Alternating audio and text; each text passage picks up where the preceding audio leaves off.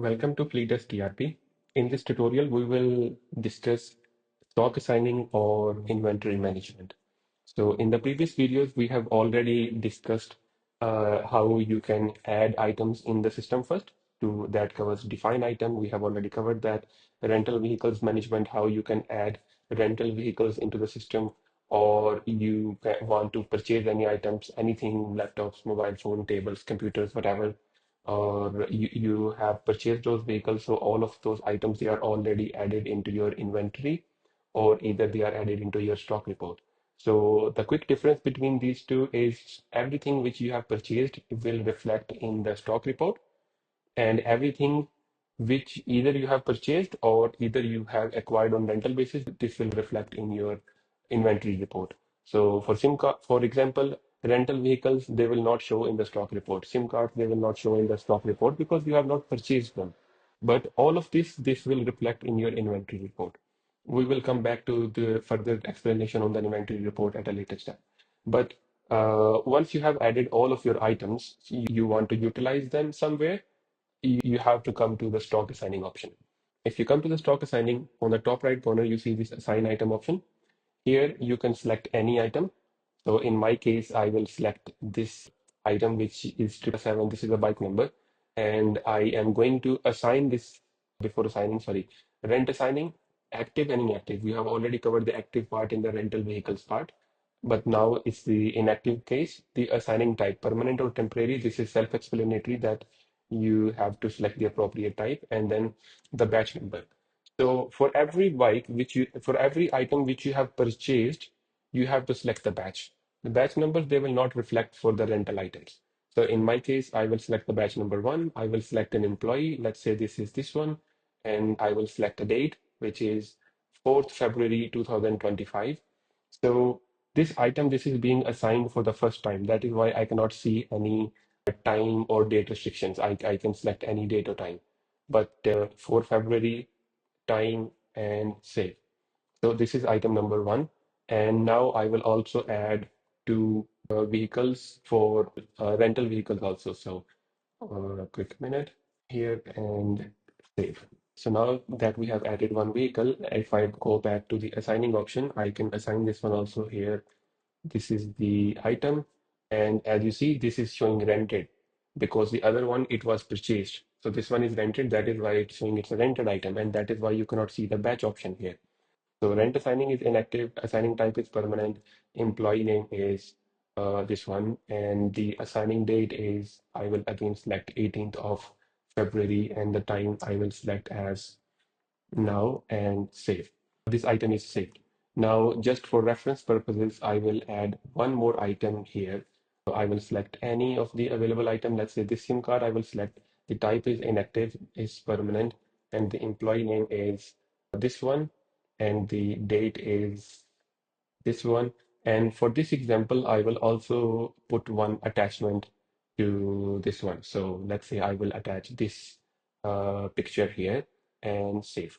So in this video, I have assigned three items to three different employees through the stock assigning option. So how we have to see this option? So give it a minute because since we also added an attachment, that is why it's taking a few extra seconds. And now the item is saved. Go to the stock assigning option again. You see that these are the three items which we assigned. This is SIM card assigned to this employee. This is the start date, status is assigned, and remarks. And the attachment which we added, it's showing here. So it's creating kind of a report where you will see all the attachments already. Now, this item is already assigned to one employee. How you want to take it back. After a certain period, if this employee decides to return you the item, I will choose this very example of this SIM card. And for to return this item, you have to click this return button at the end, behind the delete button. You click here, you select the return date. One thing very important is the return date, it should be only after the assigning date. So our assigning date, it was 26th February. I can return it on any date after 26th February. Let's say I will return it on 28th of February, return time, remarks, anything, and I will also put one picture as reference here. So I can find any picture. let's say this one, and confirm. Now I have returned this item into the system. I can see that it's returned successfully. Now, since this item we have returned back, I can again assign it to someone. So at a time, one item can only be assigned to one employee or one place. This time I will choose this employee, and the date, since our return date, it was 28th of February, I will try to select 3rd of February again. It will not allow me. It says the selected date and time must be after 28th February because this item was recently returned back on 28th date. I cannot assign it back on a previous date. I have to select any date which is after this date and time. So I will select, let's say, today or 3rd March and issue time this one, and I can save it. Simple as that. I have assigned an item, I have taken it back, and now I have assigned it back again to some other employees. So now in this video, we have seen that this item has changed, was assigned to two different persons. So for each item, we are also creating a log for each item's history. If you want to see that log, you go to the report section and you see assigning return report. Here we will see the log of or history of every item that was assigned to any person since since the start. So here the same item which we were just checking, this item, it was assigned to this employee on 26th February and it was received back on 28th of February, and it is assigned again to this employee on 3rd of March. If you see here, we have all the item details, and also at both times, at the time of assigning and at the time of return, whatever attachments we added, we can see those here. So you can see the attachments, and this is the log. And as you can see, at this given moment, this item is with this employee. And similarly, there can be other hundreds of other items which are already assigned to different employees or customers.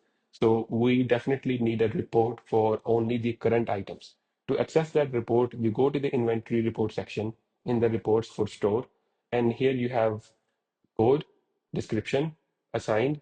So this item which we are just referring, this is currently assigned to this employee. Again, this report does not include any historical data. This only includes the current data. So currently this item is with this employee, and this item is a purchased item. And yes, this is assigned to this employee.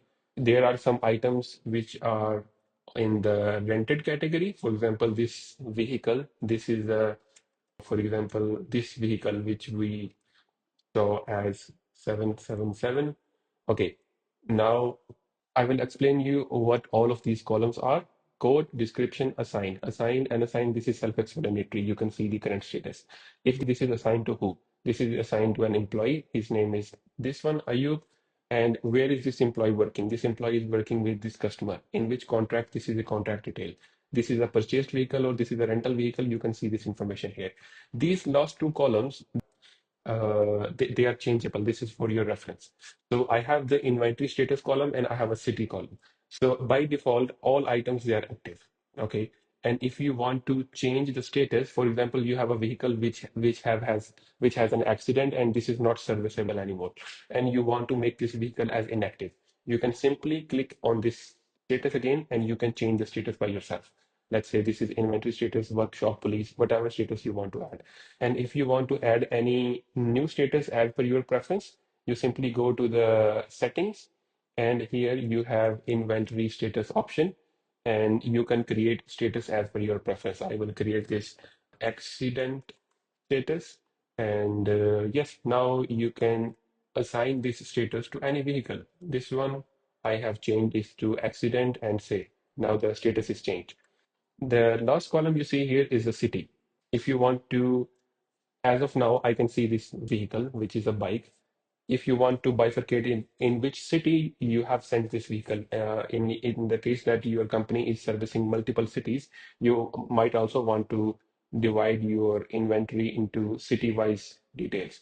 So you can change the city here. You just select the date on which you are sending this vehicle to any city. I will select is, let's say, on February 2nd, I transferred this vehicle to Dubai, remarks this one, and assign city. Now this vehicle belongs to Dubai. Let's say after few days, months, this vehicle comes back to is transferred to another city, you simply select the next city and you put the remark and you save.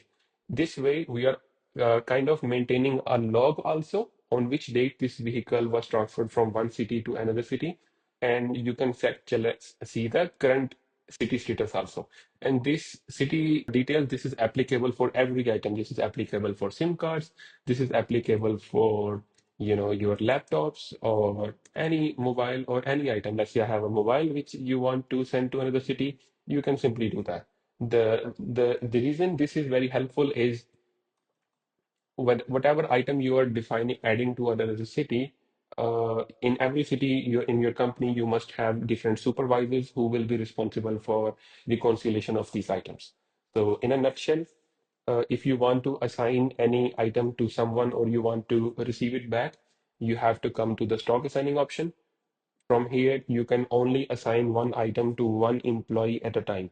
If you want to return it back, then only you can assign it to someone else. If you want to see reports for all the items in your company, you have to refer to the inventory report. And if you want to see only the items which you own, you can do that through the stock report. And if you want to see the log of any report, log of any item or the history of any item, you simply go to the assigning return report. Whatever attachments you added at the time of assigning or unassigning, you can see in the assigning return report also. And that's it. So I hope this is clear. If you have any questions, you can either drop a comment or you can contact our support team. And thank you so much.